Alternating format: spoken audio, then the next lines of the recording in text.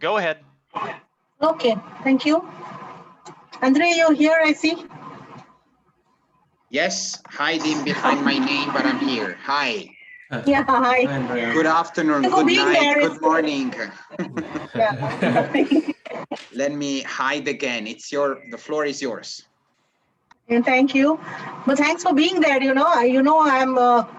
I can just disappear any minute. So it's raining cats and dogs here. Okay, so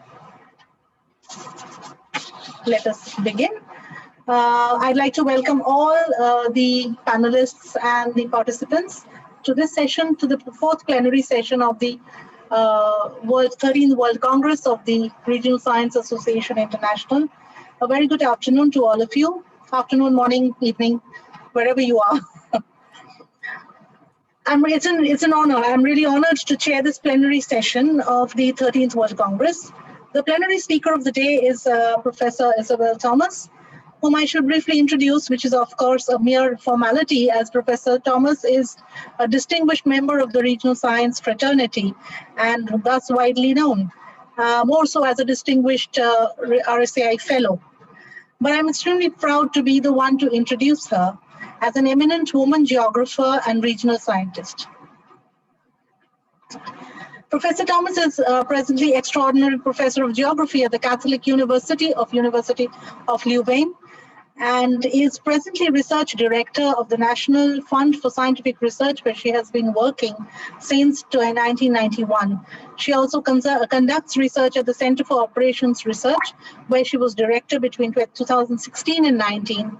She is a recipient of numerous awards and recognitions, and I'd like to specially mention two very special ones: the RSAI Fellow Award of 2019, and in 2017, she also received recognition for her outstanding contribution in the field of transport geography with the Edward Ullman Award from the Association of American Geographers, and the Franke Chair at the University of Antwerp in 2015. Both her doctoral and postdoctoral works earned significant awards: Philip Adialot Prize and the BMW Scientific Award. I do not know of her personal journey as a woman, but I can surely say that completing an award-winning postdoctoral work is a fabulous goal indeed. Professor Thomas specializes in the quantitative genre of spatial modeling and measurements, big data, and use of novel tools, where she pioneered in the use of fractals to classify and understand urban spatial structures. She's a prominent researcher on road accident analysis, championing for promoting the non-motorized transport, more use of non-motorized transportation. And she started way back in between 1984 to 89. She worked as a scientific collaborator with the Belgian Police Department, which was really novel during the time. Her publications reveal her consistent passion with spatial data in the realm of urban and transport geography. And today she has chosen the theme, New Spatial Data, New Spatial Knowledge, to discuss the nuances of dealing with complex and ever-increasing volumes of data that we are constantly facing. This is the single most crucial challenge of today's research, I believe. Today's researcher, as we are upfront with new spatial data every day, every minute, and perhaps every second, not only with advances in artificial intelligence and Earth observation, but with individual fingerprints as well that are used to manage crisis in society, on the one hand, but also may infringe on privacy of the same individuals. Especially now, we have turned to spatial data scientists during the COVID pandemic to cure the world. Professor Thomas will possibly address the transition from theory-driven to data-driven research that's poised upon complex crossroads of interdisciplinarity. I would also like to introduce Professor Dusan Paradis, who is the discussant for the session, who is a full professor of the Department of Economics at the Catholic University of Del Norte. Am I pronouncing correct? Del Norte, is it? He serves as the dean of the School of Economics and Business Management. He is the president of the Chilean Society of Regional Studies and spends time at the Michigan State University, where he is pursuing his postdoctoral research, and also the University of Illinois Urbana-Champaign. His research interests are focused upon local mining communities in Latin America in terms of income inequalities, public goods and provisioning, mining tax regimes. The other areas of interest include IPR, education, and cooperation in business innovations. Thank you. Over to Professor Thomas for the keynote address, please. Okay.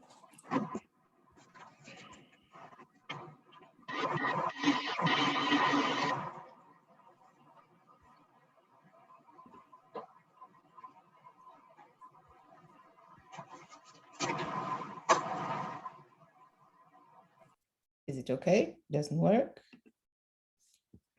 Is it full screen? It's working perfectly. Okay. Well, I'm very delighted and honored to be here today. Thank you for inviting me in virtual Marrakech.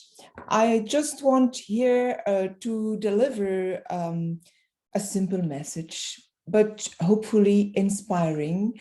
So please apologize if I'm sometimes too caricatural. I simply put together some thoughts based on returns of experiences, not only in terms of research with my research team about phone, Twitter, health data, but also some experiences in reviewing papers, so many papers, sometimes just with one data set and very little theories or background or even hypothesis. So somewhere it's back to epistemology. The question is now how we tend to work today and hopefully give some perspectives. So as it has just been said, I'm a geographer. And so I like to know what is where, why there, how, why care. So location, location, location, this is my topic. But what is important is not the topic, because topic can be shared by several disciplines. I'm just thinking about COVID, about city delineation that can be shared by economists, by geographers and others. But what is important is the point of view. So I know that I will be myopic because I'm a quantitative geographer. And even if I will make it as broad as possible, because I was very lucky in my career, I've had the opportunity to work and publish with colleagues of disciplines and very well-known economists, engineers, medical doctors, physicists. So it was an adventure, and I don't regret. It was not easy, but we're dealing, in fact, with the same epistemological problems. So as a geographer, I said I like locations, co-locations, places, interrelationships that vary in time, with culture, with scales that are embedded. So the complex nature of spaces and places is not novel. We know about it. And for dealing with that, as geographers, we have always used big data, but big is simply has a different meaning, and always with complex realities. So my curiosity in regional science is capital, explaining the numerous aspects, whatever the topic, being COVID or truck data that you will see in a minute. So I want here to raise the debate by means of one recent example that I underwent, and also to stimulate a discussion from all groups of researchers about data bulimia, theory, anorexia, and myopic disciplinary view. We all underwent so many revolutions recently about all these sensors and these big data, this machine learning, artificial intelligence. So I would like to question some aspects with one recent example that I had a chance to use. It's the truck database. So new spatial data, I will not provide definite answers, but I will hopefully suggest some epistemological questions, an uncertain future frontier. I will not do big data bashing. So we are indeed measuring new realities, either social or technological or epidemiological. Look, with COVID data, what we tried even is to estimate the mortality rate by obituaries. So we can do many things in estimations. But the data context has completely changed compared to 40 years ago, where we were using censuses, conventional data, where we were missing data. We had data every 10 years, but well-defined, while now we have unconventional data, where citizen serves as census with an S and census with a C. There are censuses everywhere, and we are in a hyper-connected territory. And this is great, I think, for city management, but I'm not sure about research. We work at very fine time scale, spatial scales, and we can show the pulses of the city. I can give you some example, but I don't have time now. And we can follow the people and the movement. However, as researchers, don't forget that we divert these data streams from their initial use. We can hardly compare cities and countries because data are different. We cannot link the databases together. And there's a big data divide. We are not all followed by census, and there are major privacy issues that make it quite questionable and a high risk that private firm will continue the research because we do not have access to these data. So I think that nowadays our present ability of collecting and creating data outpaces our ability to sensibly assimilate it. This means that the data size is growing exponentially due to the sensor, but so does also the uncertainty, the inconsistency, and the digital divide. So there are two major tasks nowadays, and for the coming years, it's extracting the knowledge and also deriving models and theories that learn much more from the data than traditional data assimilation approaches, to make models respecting our geographical and economical knowledge. So I said I would speak about an example. As was said, I have worked in transport geography, in modeling, in data analysis, mainly in Belgium. So I will remain in Belgium. And the dream of most transport analysts is to have origin-destination matrices at a fine grain.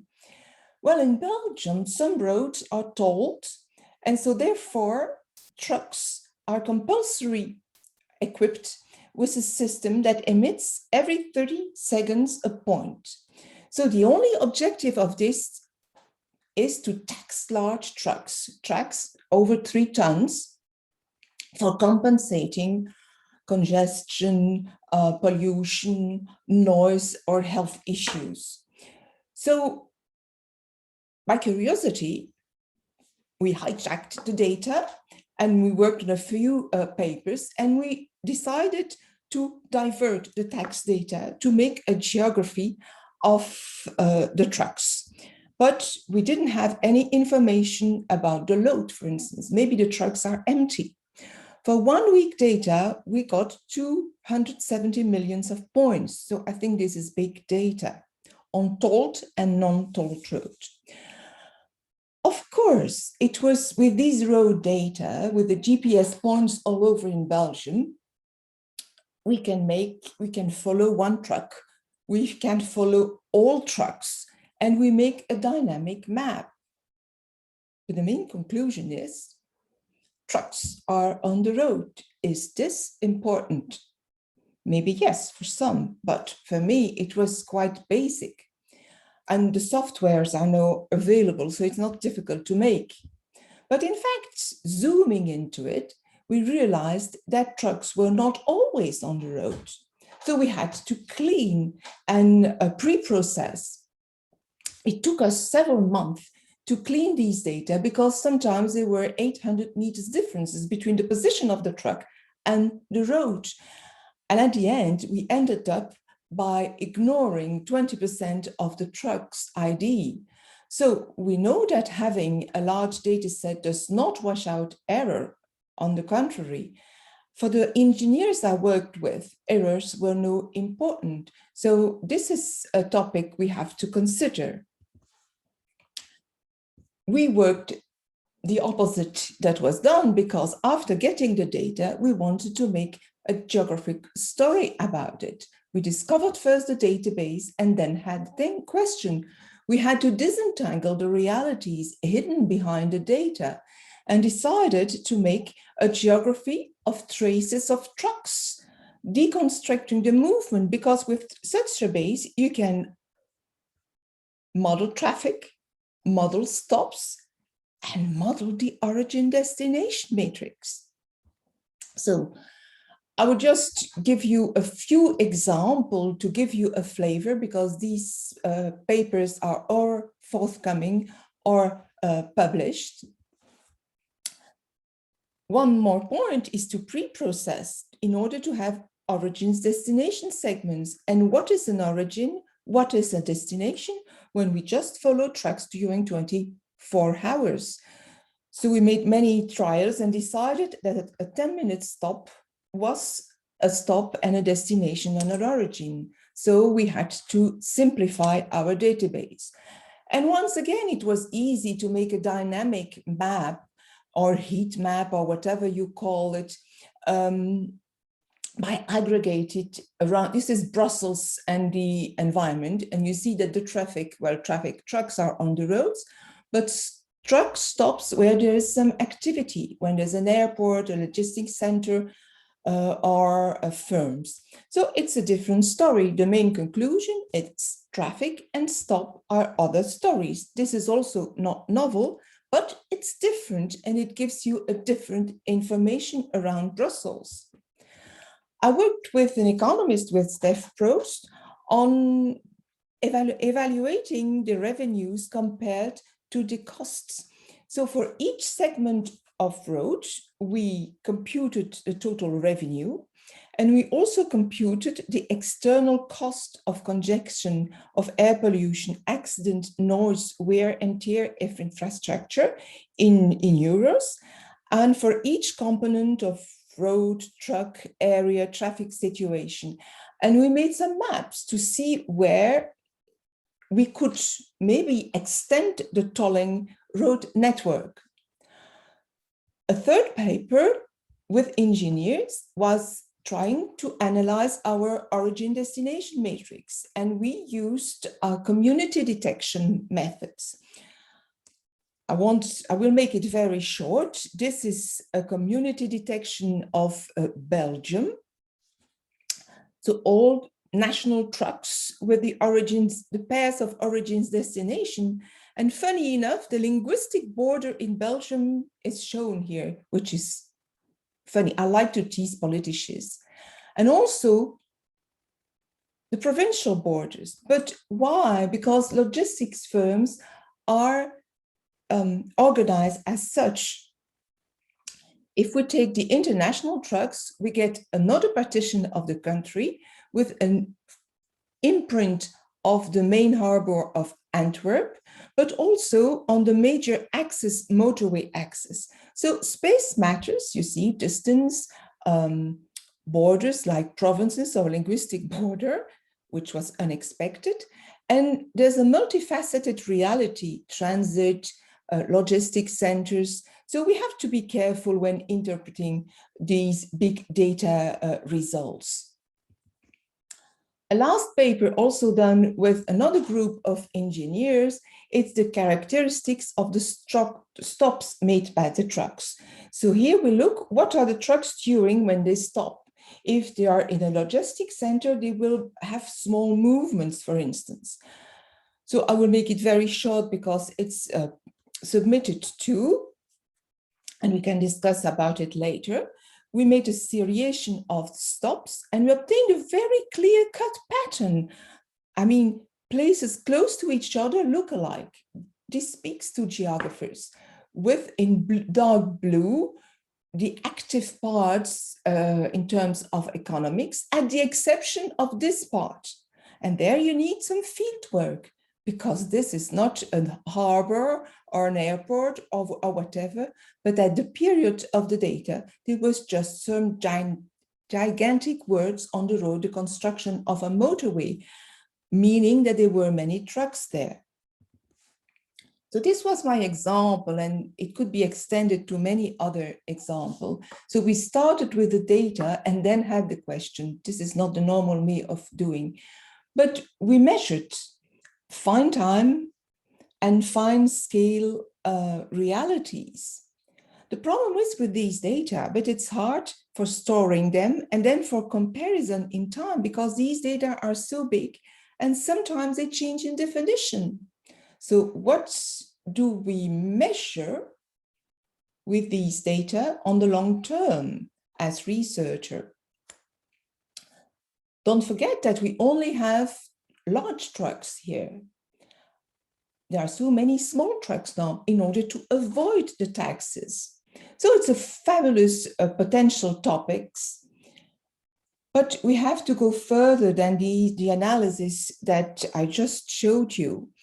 I think it's time to renew, to revive, to rediscover, and further develop former transportation models to include novel space-time realities. When I gave the title of this presentation, I didn't realize that there would have so many problems. New spatial knowledge, new spatial data, okay, but with the spatial knowledge, we have created a radical shift in how we think and do research. And we can reframe key questions about the constitution of knowledge. Maybe, do we really undergo new form of empirisms that would lead to the end of a theory? I will advocate for the development of new and nuanced epidemiology. But what is knowledge, in fact? Do you think that a dynamic map, where we see all the tweeters going in a city, falling asleep at night, is a new reality? Is a knowledge, especially as those maps often do not follow the semiological rules, and we all know that then we don't know what we are showing. Is this knowledge? I think it's great for firm management and some policy issues if it is well documented, because the data are often biased.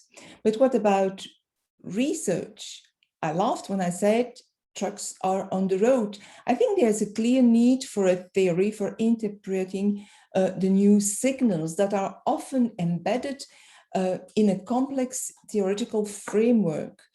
The pressure is on to deliver. You can use big data for good and for bad. You just have to trust leader and policymakers to use it for good.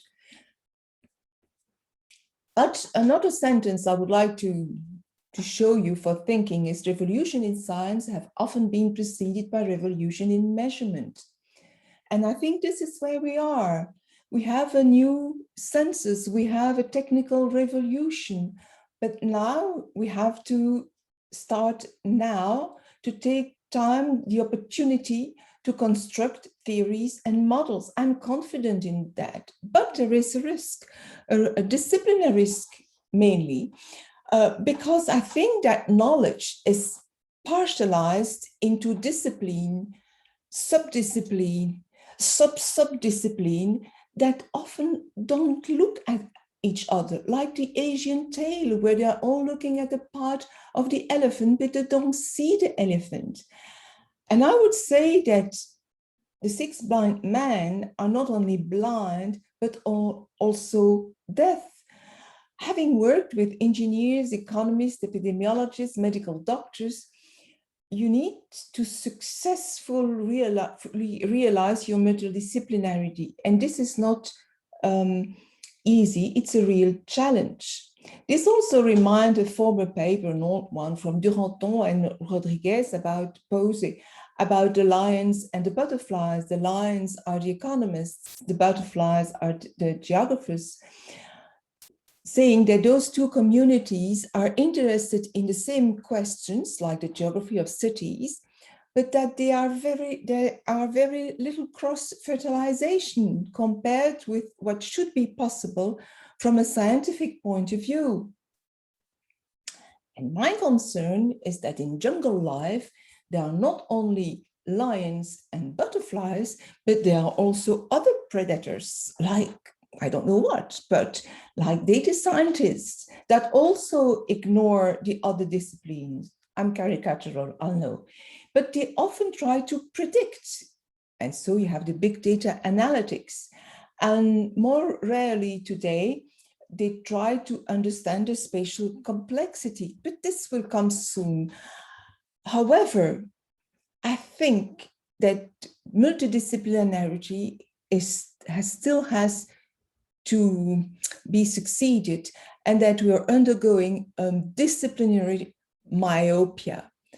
There are so many jargons. Sometimes we use different words for the same things and we ignore each other. And sometimes I think it's getting worse, which is not good, because we share so many topics and we are unable to get out of our niche.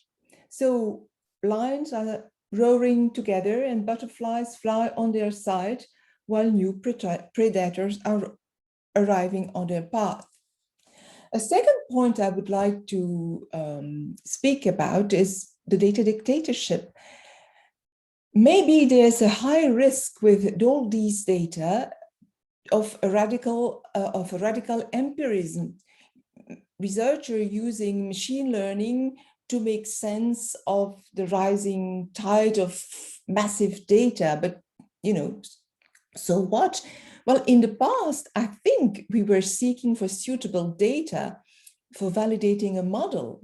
And nowadays, we're seeking for researchers to come up with ways for using their data. And I think this is quite important. Sometimes there's no scientific purpose in the data collection. Look how I presented my trucks word. And data are diverted from their initial objective, which means that there is a bias. And we might be like blind men and the elephant, or the elephants, plural. We have to react and to avoid the risk that research will happen in private companies where the data are available.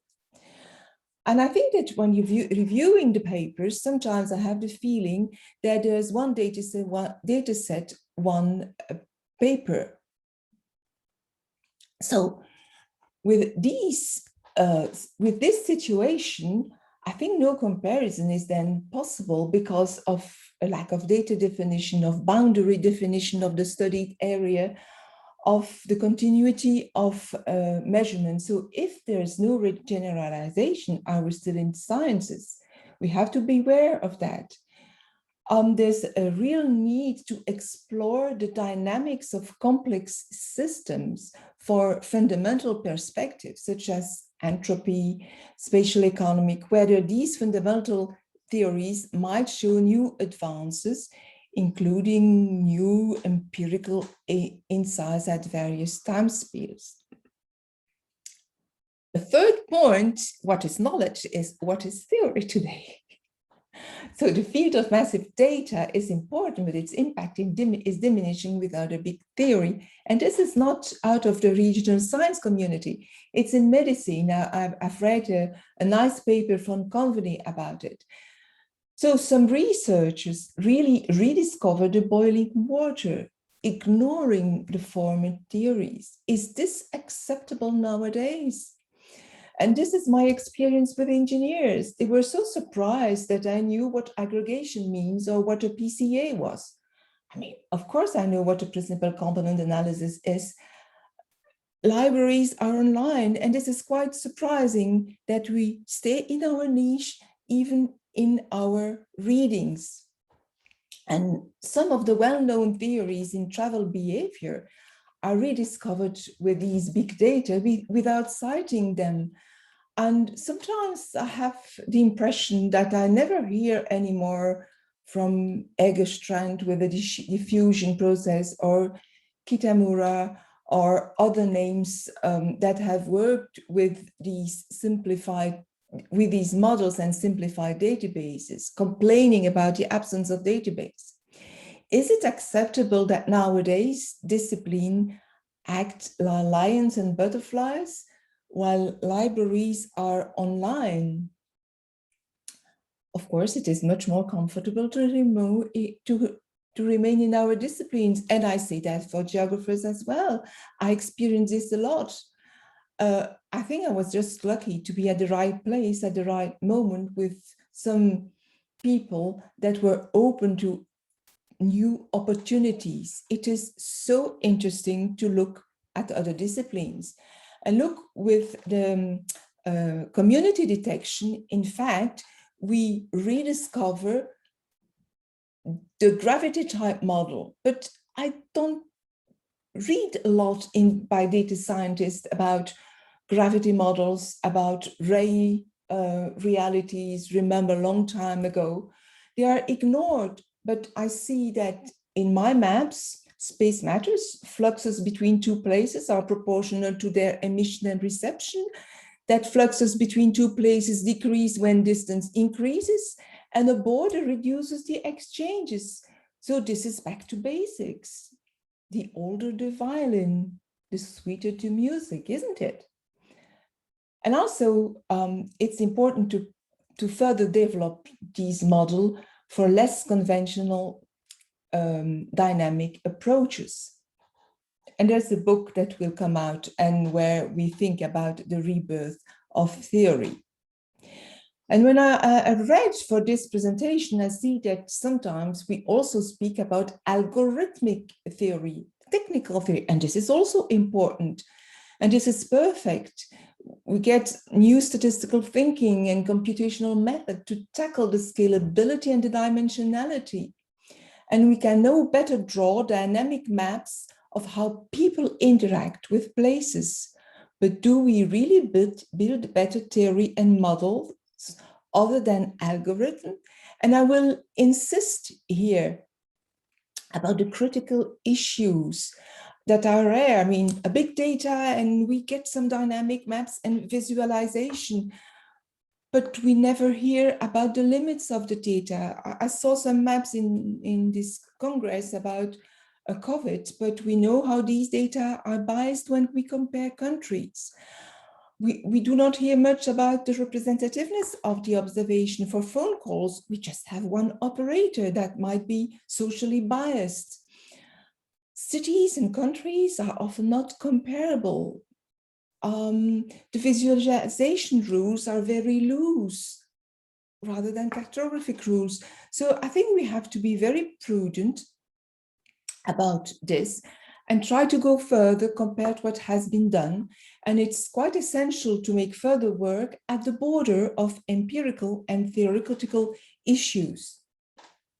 Don't forget that big data scientists mainly predict, that's their objective, to show and to predict. We maybe with models try to understand and model the complex systems. And following the ancient tale, I think it's time to work together and discover the elephant or the elephants. What is a model? I fell on a publication of 1964 about a model is either a theory, a law, a hypothesis, a structural idea. There are many kinds of models, and it's quite debatable about what is a model. I try to say that a model is simple and simple is beautiful. But here, the word model is increasingly used instead of theory. I made some checks in Scopus. Theory seems to decline in usage. Should we rethink about it and think about its rebirth? And the challenge is now to measure and understand underlying processes from real-time data to spatial dynamics, analysis of complex systems. It's time for new quantitative law in spatial systems. Should we reinvent the wheel or should we recreate models from scratch? This is open, and this is why I once again refer to the forthcoming book about the rebirth of theory. It's debatable, and I think it's time to revisit, to reinvent. Look at the autonomous vehicle. They were not recreated from scratch. Fortunately, we needed artificial intelligence, but also acquired for the past. We didn't reinvent the wheel. But this is not specific to regional science. I said I heard about this paper from Conveny et al., and I just made two citations.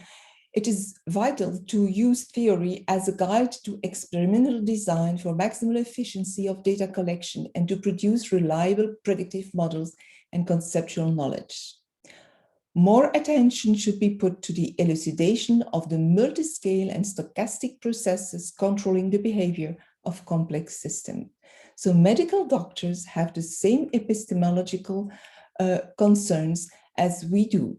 So we are not different. And I'm following a blog, an interdisciplinary blog about COVID-19, and this was exactly the same this morning. They are reconsidering the past. We have forgotten things about vaccines that were written for 40 years ago.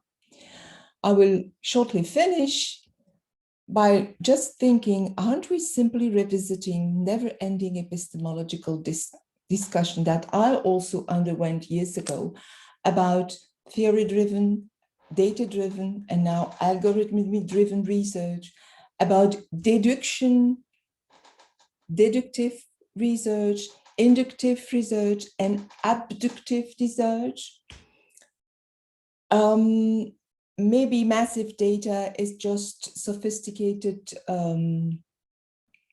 empirism, and we cannot do without models, whatever they are.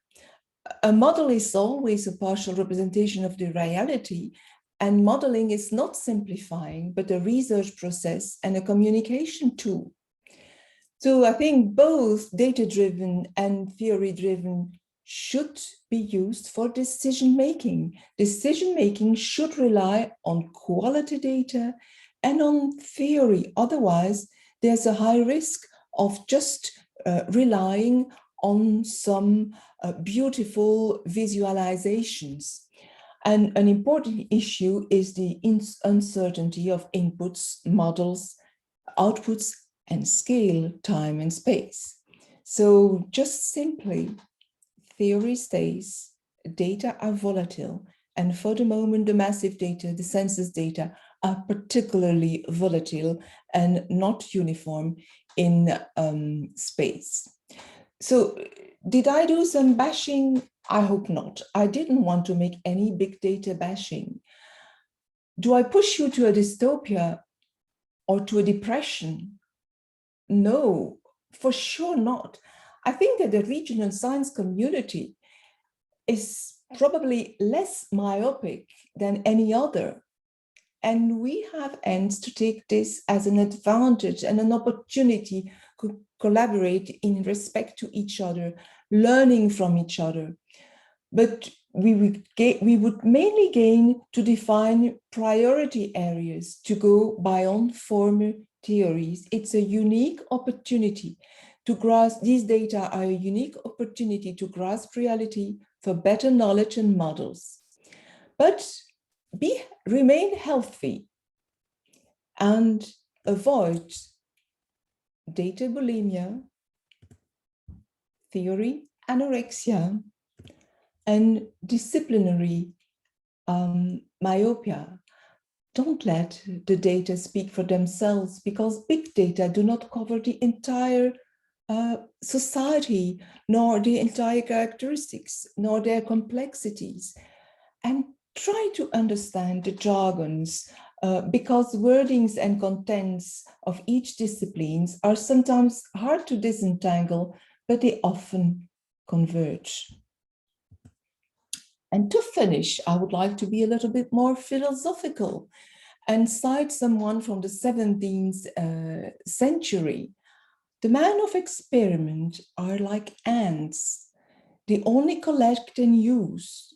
The reasoners resemble spiders who make cobwebs out of their own substance. But the bee takes the middle course. It gathers its material from the flowers and the garden and of the field, but transforms and digests it by a power on its own. The new science will be that of the bee.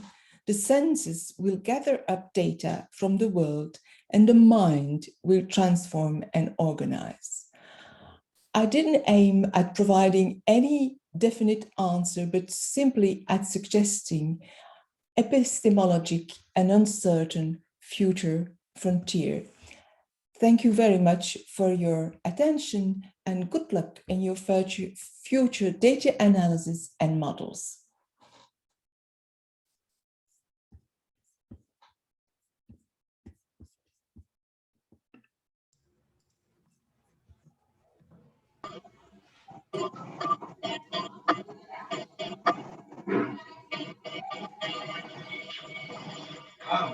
Congratulations, Professor Thomas. It was an excellent, it was really, really good and opened up a lot of thought-provoking issues. I think this is great. We have a message from Professor Capello. Have you read that? And so over to, I think, I should hand over the virtual podium to Professor Dusan Paradis for his interventions. Okay. And so I present just a few slides. Just let me know if it's, are you able to see? Yeah. Yeah, it is. Yeah. It's visible. Okay. Right. So first, thank you so much, Isabel. That was a great talk, and I think that you were providing several aspects that, of course, we have to think right now. Okay, with the availability of the huge amount of data, we have a tremendous temptation of finding some correlations there. But however, today, and maybe today even more important than any moment in our history, we need to talk about causality. And causality, as you say, and you are absolutely right, the causality is not in the data. The causality comes from a theory, and we need to spend some time in this theory. So just let me use the current context that we are using. How many bad decisions we have taken during the last 2 years, just looking the data, analyzing the data, and not necessarily the different theories that, as you say, some of them belong to maybe the past century, and we forgot it, and now we're making the same mistakes than some time ago. So I think that your feeling is absolutely right. Some thoughts, yes, I think that you are absolutely precise in this point. Today, the data scarcity is not a problem anymore. I was thinking in the first beginning of my career, and I remember that I was exactly in the midpoint between the big data and the scarce data. I remember that in some years ago, even if you don't want to think about the data, in some moment you have to think about it, if you really have the data for going deeper in any research question.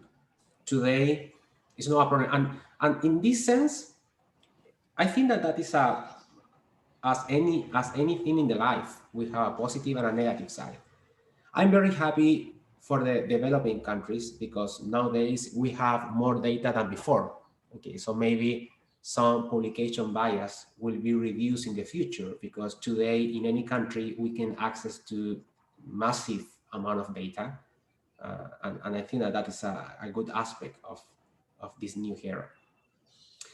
But as you say, there is a huge gap in this idea of a space-time reality. Okay, and when, according to your example of the tracks, you provide us a perfect example. Okay, all the things that we can learn if we can combine space and time at the same time. And of course, that's a challenge. And here I have some questions, just by curiosity, and maybe I would like to know. I mean, you don't have to answer all of them, but I really want to know your opinion about that. So first,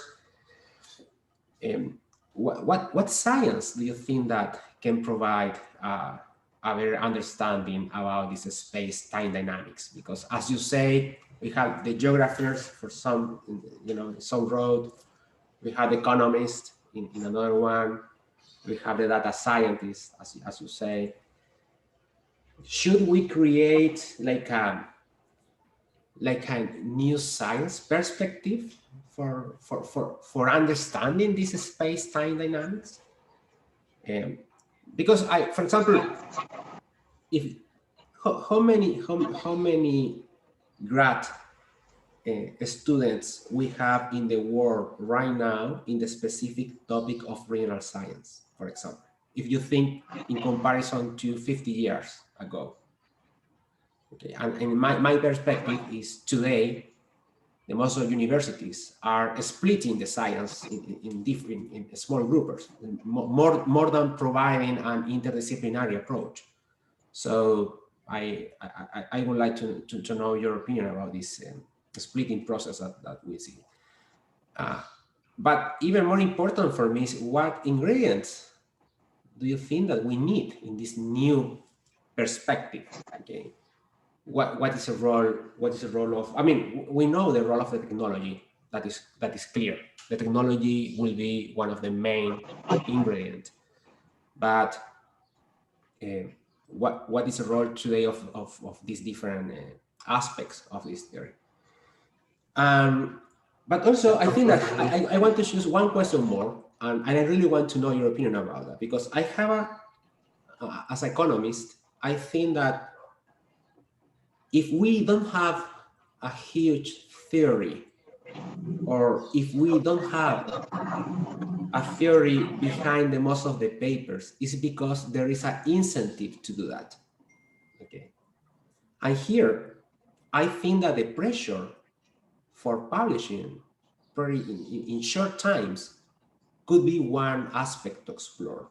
So for example, if you are in the tenure track and you're starting your career, and you have two ways.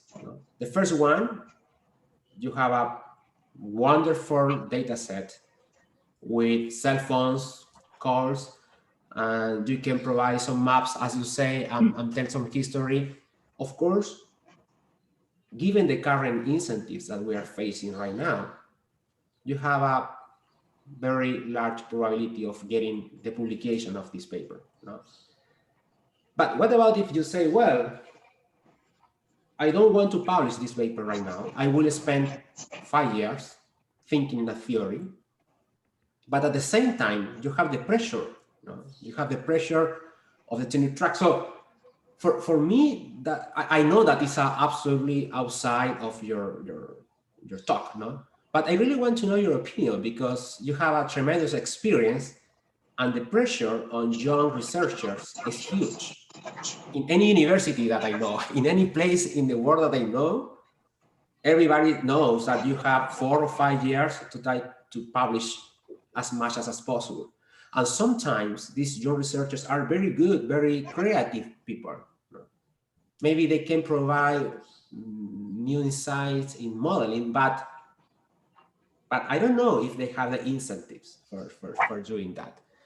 And finally, in my feeling, and that is my opinion, I think that one barrier that we have for the modeling is our obsession, with the role of the math inside the modeling. It's something like, if you don't have the math tools, then it is impossible to model something.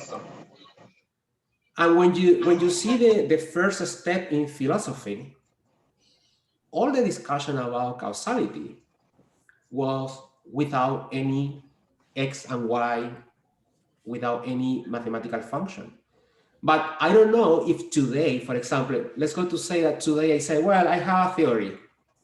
I have a cause and effect, and I have a mechanism. But in my mind, I will write the model in a,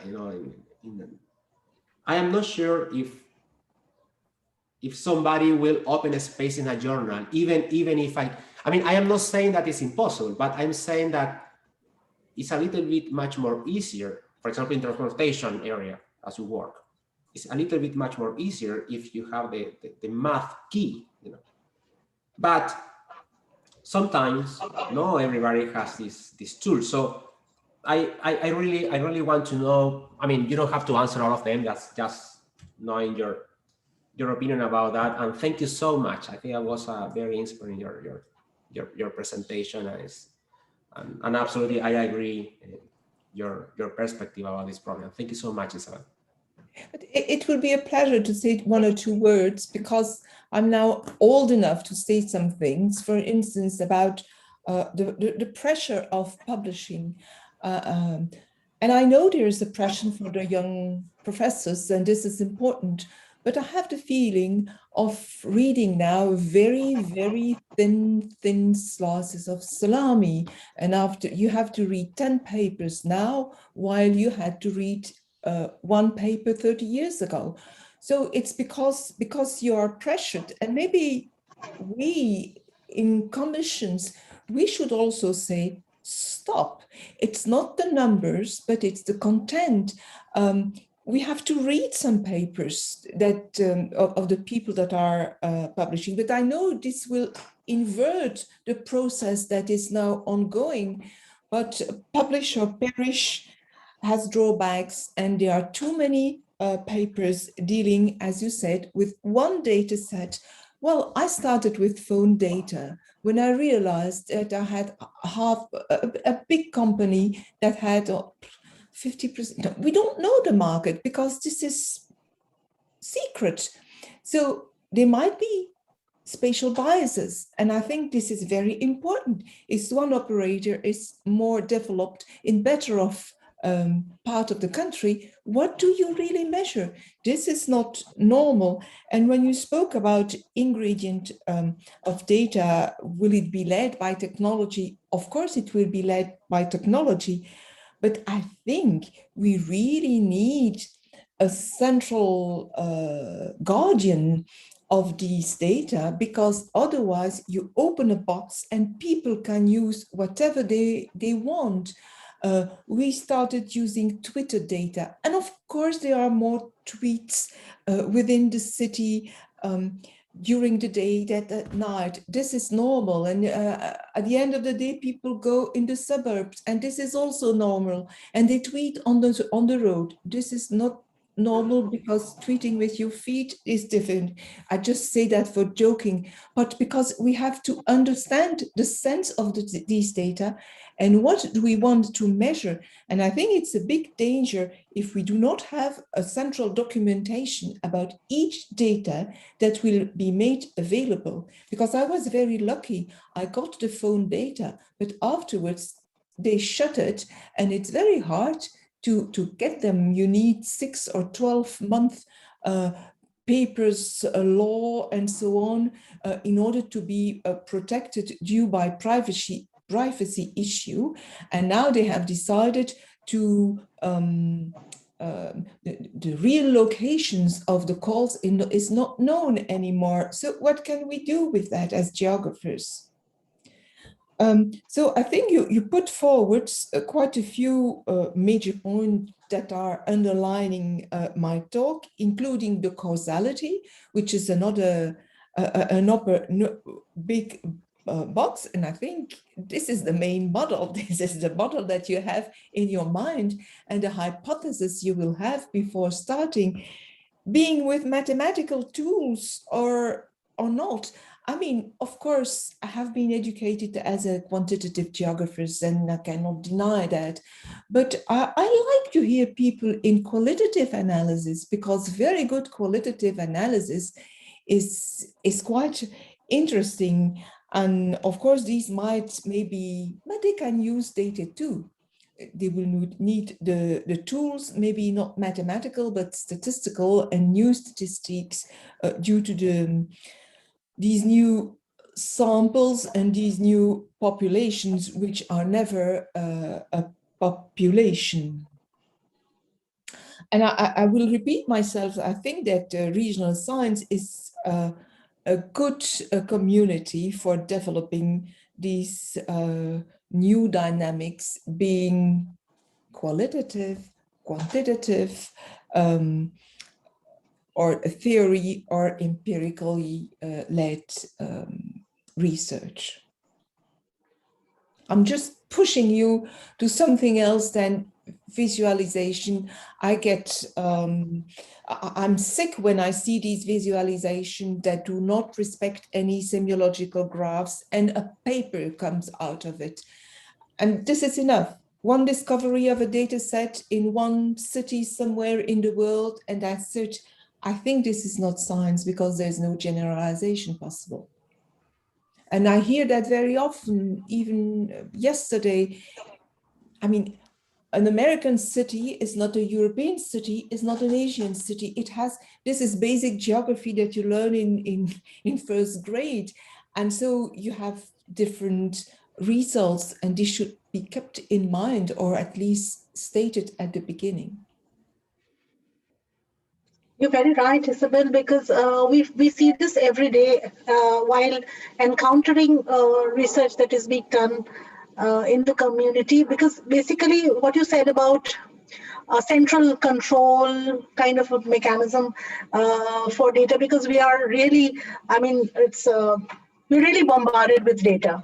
We have too much data, and then to assimilate it, we need very highly specialized knowledge to assimilate and draw out what we really need. So that really, I mean, there is a lot of confusion, because I just share one small experience I had with working on the Urban Observatory. Now, Urban Observatory, as you know, deals with data of different kinds: economic, environmental, pollution data, and then social, economic data. And then we were completely lost, because some of it is coming from census, some of it is coming from other digital platforms, and the kind of data that we had to handle. There was first the issue of standardization of the data, and then the issue of what to take and what to reject. So it's really, really, I mean, you've really brought out the issues, the most pertinent issues. And like Dusan said, that data scarcity was a problem at one point of time. And now I think it's just the reverse. Our problem is to cull out the proper data, the correct data, and to manage it in the right way. We have, I see one question. Can you view the question, Isabel, on your screen? Can you view the questions? Is there a question? One minute. I see the comments. There is yes, one. I see there's one. Yeah. Can you see Professor Thomas? Tom, shall we recognize scientific mistakes that are behind policy failure? Oh, that's a good question. If we do that, we move to territorial medicine and learn with the mistakes of our former knowledge.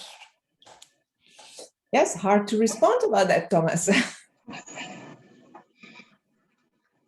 But the mistakes, I think we are still making mistakes. And this is why I was involved with several disciplines now in a blog about COVID. And you make many mistakes in dealing with the data that you get now and that you scroll all over the world. So some policy decision might, I'm just thinking about nowadays, I mean, with this COVID situation, in my country particularly, sorry, I look often in my own country, but also all over the world. And but if we do that, we move to territorial medicine. Yeah, and we learn with mistakes. I hope we learn. Look how we learn about the COVID, the vaccines, and so on. I mean, with the new data, we might also take the wrong decision, but this is why we need something else than data. We shouldn't let the data speak by themselves. Being a qualitative model or a quantitative model. Sorry to have insisted on quantitative, but it doesn't matter. A clever model.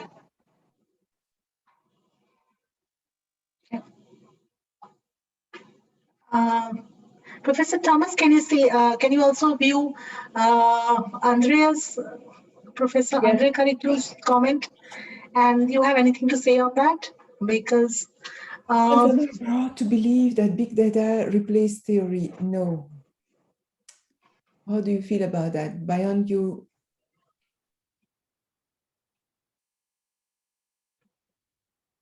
Yes, we are doing some wishful thinking about the survival of theory. I think there will be place to read data-based on elegant, rational theories. We just have to learn to listen to each other. And this is for me more and more difficult. In some cases, I really see that people do not listen, do not read, stay in their niche. So it's the same with this data and theory. It's not an opposition. There should be an intersection, in fact. I think when we teach, our classrooms are a very powerful tool in that way. I think we can start, we can use the classroom, the students, to get across this message that when they are launching on their own research work, they should keep this in mind, that before going, before getting drowned in data, they must keep revisiting, in a kind of grounded theory kind of manner. They have to keep revisiting the what Andrea calls elegant and rational theories. I think that's very important. We have another question. Oh, that's a comment. Thanks from Thomas. Give you the one from Pedro Silva. Yeah, it's the same in Belgium. We don't have a census anymore, and it's an administrative census made out of several data. Do you think there could be a way to substitute or suppress such lack of information? And for the moment, I advocate, in the time 10 years ago, I advocated for census, because in a census, you still have the individual and you can measure several aspects of one individual. But now with this administrative census, of course, you have several characteristics of each individual, but you don't have information about the household. There are things that are not linked anymore about the house. It was also the housing census. So we have lost information. But on the other side, with the new census, the administrative census, with these big data, the advantage is we can have a picture every year and not every 10 years. So depending on what you have to measure, but it will not substitute. There is information that we are missing. We have information about the dwellings, but we don't know who is in the dwelling. Okay, I've got a message that says that the next session is ready and they will be needing this room. So we need to close the session. I'm really honored to have been here and to chair the session. Thanks to Professor Thomas and thanks to Professor Dusan for being the discussant, and thanks to all the people who were involved, and thanks to Andrea for being there. But thankfully, the cyclone didn't make me disappear. I was here. I could be here. And thanks for the fantastic views that you shared with us, Professor Thomas. And it's just really inspiring. Thank you so much. Thank you. Thank you. Thank you. Bye-bye. Thank you.